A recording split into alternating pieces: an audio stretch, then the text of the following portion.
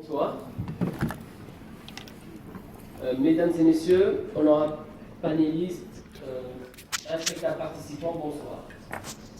Je suis Fouad Boutard, représentant de l'Association tunisienne de lutte contre les maladies sexuellement transmissibles et le sida de la Tunisie.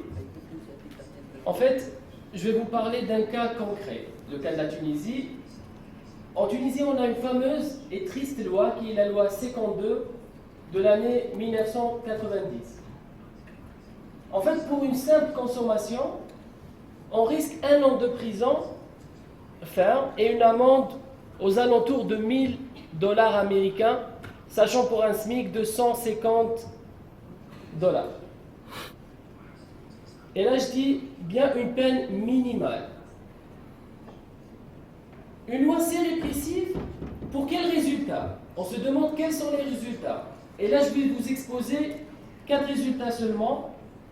Premièrement, selon l'ancien directeur général des prisons, plus de 30% des prisonniers en Tunisie, c'est à cause de cette loi pour consommation ou bien détention des produits illicites qui peuvent, et en majorité le cannabis. Deuxième résultat, nous avons observé dans nos centres de prise en charge que pour échapper à cette loi, un bon nombre des consommateurs utilisaient d'autres substances plus graves, à savoir la Subutex, par voie intraveineuse, et on vous assure que c'est beaucoup plus grave que le cannabis.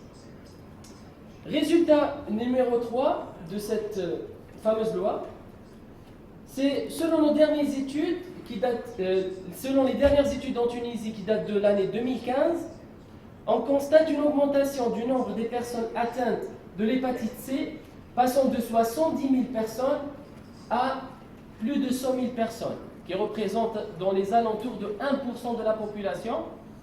Et note bien qu'il y a une forte corrélation positive entre l'utilisation des drogues injectables et l'hépatite C, voire le VIH. On aimerait bien préciser aussi que, ou plutôt j'aimerais vous présenter le 4e résultat de cette loi répressive, c'est cette même loi, elle interdit la méthadone. C'est comme le cas de la Russie. Cette loi, elle interdit la méthadone, qui peut être un produit substitut à l'addiction au Subutex. Et là, j'aimerais après poser une question aux panélistes. Qu'est-ce qu'on peut faire dans ce cas pour nos usagers de drogue injectable, si la méthadone elle est interdite?